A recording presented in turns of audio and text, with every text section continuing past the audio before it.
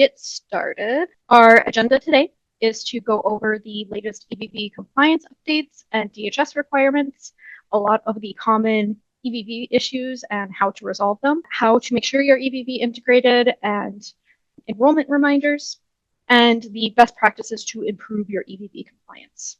We'll also be going over some frequently asked questions we have been getting about EVV. And as well, I know you guys probably have a lot of questions about EVV. You can put your questions in the chat, but please wait until towards the end because a lot of your questions will probably be answered as we go through this webinar. So a lot of you know me. My name is Bridget. I'm our support and onboarding team lead. And then Freddie our customer success and support manager, will also be presenting here today. And we also have Justin and Erica. Justin is our account manager and Erica is our onboarding and support team member as well. And then we want to do a special thank you to all of you guys that have joined the webinar today and are using Caretap. It's really great every month to see everyone in our community and see how every month it keeps growing and growing. So let's keep growing the community together. We serve a lot of providers, though today is only for EVV. We also provide software for ARMS, EIDVI, NEMT, group homes, interpreting and translation services, ICS, adult daycare, and PDM services. So if you or any providers that you know also provide these services, please reach out to us because we can always look at software options with you. So now I'm going to hand it off to Freddie to start going over some EVV compliance and best practices. Thank you, Bridget. Good afternoon, everyone. Thank you for joining today's Caretap's community webinar. We are going to focus on EVV compliance and best practices. Today, we're going to discuss several topics, including EVV, the recent DHS compliance letter that many agencies receive, common EVV issues. We continue to see how to verify your integration status and best practices to improve your compliance percentage. Okay. We'll also show you where to monitor your EVV activity directly inside Caretap and explain what agencies should be reviewing on a regular basis. Okay, so our goal today is to help agencies better understand DHS expectations and avoid future compliance issues. Okay, and as Bridget mentioned, we are going to be covering a lot of your questions here on the next following slides. So please save your questions towards the end. If it doesn't get answered throughout the webinar, you can always ask questions towards the end. As many agencies are now aware, DHS has officially started enforcing EVV compliance beginning January 1st, 2026. Okay, so last week, many agencies across Minnesota received an EVV compliance enforcement letter from DHS regarding quarter one, which is from January 1st to the end of March. Okay, DHS is now actively monitoring providers' EVV activity weekly and reviewing compliance quarterly. Okay, this means EVV compliance is no longer optional or something you can delay. So many agencies were confused after receiving letters because they believe they were already integrated. So we got a lot of calls regarding the letter and why they received the letter. So I wanted to explain more about the letter. So DHS is not only looking to see if your agency is an EVV registered, they are reviewing whether EVV required visits are actually being transmitted successfully. Okay, and whether agencies are meeting the required compliance percentage. So some common reasons of agencies receiving this letter includes incomplete registrations, missing EVV data, unresolved enrollment issues, caregivers not being exported properly, and of course, low visit compliance percentage. Okay, so even if your agency completed one part of the required EVV process, DHS may still consider your agency non-compliant. Okay, if EVV visits are not successfully being submitted to HHA Exchange, then you're having issues. Okay, and I know a lot of times we've had this before reports that let's say like 60% of your logs are being successfully and then the other 40% is not being successfully submitted, and those issues are still pending from DHS, but you should not see 0% compliance because of that issue. Okay, that's only for some services. HHA Exchange is working on those, and we are also working with them to get updates, but you should not see 0% compliance. Okay, so one of the easiest way to verify if your EVV integrated status is directly from your Caretap dashboard. Okay, if your agency sees the EVV compliance tab, that means that your integration is active. Okay, if you don't see the tab, your integration is likely incomplete or your agency never completed the 2 required steps. Okay, so we have been discussing these requirements during our webinars over the past several months, but we still have agencies that have not completed the process. Okay, by now, agencies should already be integrated and actively monitoring their EVV visits. But that is not the case. We still get a lot of reports from agencies when they're thinking that they're already integrated and they're not. They don't have the EVV compliance tab on your dashboard. Okay, so you should have the EVV compliance tab. If you don't, you need to complete the required steps because we need the API credentials that are sent directly from HHA Exchange to us, and then we integrate your account. Okay, so if you don't see that, please complete the integrated or the required steps or reach out to our support and we can definitely assist you with that. If your agency does not have the EVV compliance, that means, both the required EVV steps are not completed. Okay. First is completing your EVV enrollment process form. The second one is completing your EVV third-party attestation form. The third-party attestation form is where DHS creates the API file and then they send that to us so we can integrate your Caretap account with your HJ. Okay, so if you already completed step 1, you still need to complete step 2. Okay, to make this easier, what we did is we created a step-by-step EVV setup PDF file directly on your dashboard. Okay, this is going to tell you step by step what to complete. So step 1 and step 2, and then you would also get all the information needed to complete that setup. Okay, so I recommend you to complete those steps if you don't have the EVV compliance tab. Okay, this one is, I'll say, the biggest misunderstanding we continue to see.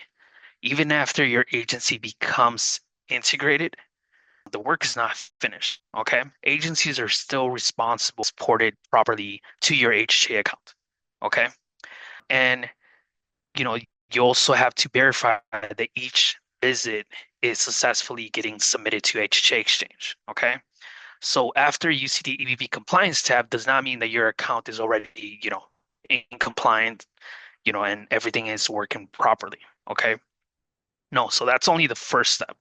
You still have to, verify that all your caregivers are exported. So what I always recommend is, just continue to monitor daily, weekly, monthly, and before the end of the quarter. Okay. Having the EVV integrated tab alone automatically does not mean that your agency is fully compliant. Okay. Your agency must continue to monitor this. Okay. The DHS expects each agency to monitor this daily if possible, okay? And not just simple complete the integration part and forget about it, okay? So as per DHS expectations, agencies should review their EVV compliance weekly, monthly, and especially before the end of the quarter. So each quarter, like for example, first quarter ended on March 31st. This quarter, the second quarter, the one we're in right now, it's going to end the end of June. Okay. So you have until the end of June to make sure that everything is working correctly, because then after the second quarter ends, you will receive another letter from DHS, most likely in the middle of August or towards the end of August. Okay. One thing to know with that is that they're going to be monitoring your logs weekly. Okay. So if you find an issue and then you fix the issue. Now your logs are getting submitted correctly. DHS will already know that.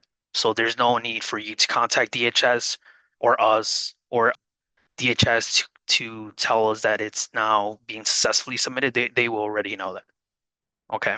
So inside Caretap, agencies can monitor their EVV visits activity by going to the EVV compliance tab, then selecting the EVV integrated visits. There you can review visit status, transmission issues, missing visits, and confirmations. So that's something that I highly recommend you to get to do that in order for you to review the statuses, okay, of each of your EVV logs. Okay. You can also review your overall EVV compliance percentage under EVV compliance, then go under EVV compliance report. This report is extremely important because it gives you visibility into the compliance percentage before DHS reviews the quarter. Okay. We strongly recommend agencies to assign at least one staff member responsible to review EVV compliance regularly. Okay. So there are some most common EVV issues we continue to see across agencies. The biggest issue, including caregivers not being exported properly. Okay. Incomplete enrollment, unresolved EVV expectations, missing clock ins, clock out. This is regarding the EVV logs that have been auto clocked out. So there's a lot of logs that are being auto clocked out that you have to monitor. You have to go and edit because those logs does not have a correct clock out time. They do not have activities, and they also don't have a location. So you have to monitor this under your EVV tab. And then if you select and if you go to the auto clock out logs, you'll be able to see there all your logs that have been auto clocked out. Okay. Even small issues can reduce your compliance percentage significantly if they're not addressed quickly. Okay. That's why regular monitoring is extremely important. Okay. So to improve EVV compliance, agencies should create a consistent review process. Okay. We recommend reviewing EVV, resolve any issues that you guys see, verify caregivers are if they are exported. That's one of the biggest issues that we see. And I continue to always, continue to verify that your caregivers are fully exported. So if you go under EVV compliance, select export caregivers. Okay. That will export all your caregivers to your HTA account so you don't have that issue anymore. And if you've done this multiple times, but you're still seeing this issue, please reach out to us so we can assist you with this. Okay. The other issue that we see is, or the other recommendation that we recommend is if you train your caregivers properly how to use EVV, train them, to make sure that they don't forget to clock in, clock out. Try to use our text for care option. If you have a caregiver that forgets to clock in or clock out, try to use our text for care. You can text them directly from Caretap. Another recommendation is create an EVV company policy for your agency where you create a policy and then you're going to, assign that to all your caregivers, all your staff, so they understand your policy. Remember, it's your responsibility as a company to enforce your caregivers. Okay. DHS, they won't be enforcing your caregivers. DHS will enforce you, right? They would enforce you, right? So make sure that you enforce your caregivers. Make sure that you create any type of policy that is going to help you as a company.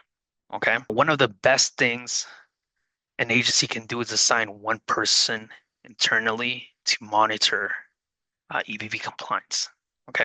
So that's the one thing to do.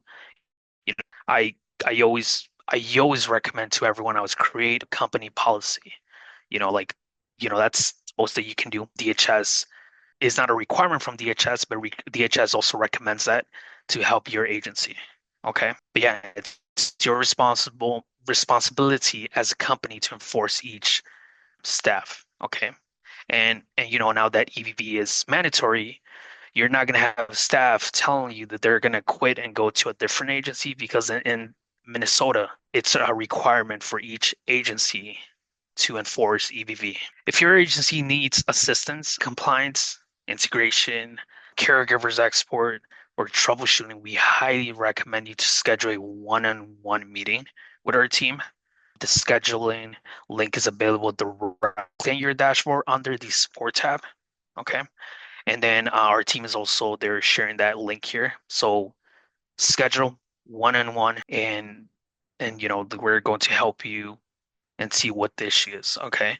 But again, if there's an issue from HSA Exchange that is still pending, and then we already talked to you about this, we will get back to you with an update on that. Okay. But your agency should not be 0% compliant. Okay. But yeah, that's everything I had from my end. If you have any questions, feel free to ask any questions, and then I'll be reviewing, and then I'll go over the questions later here.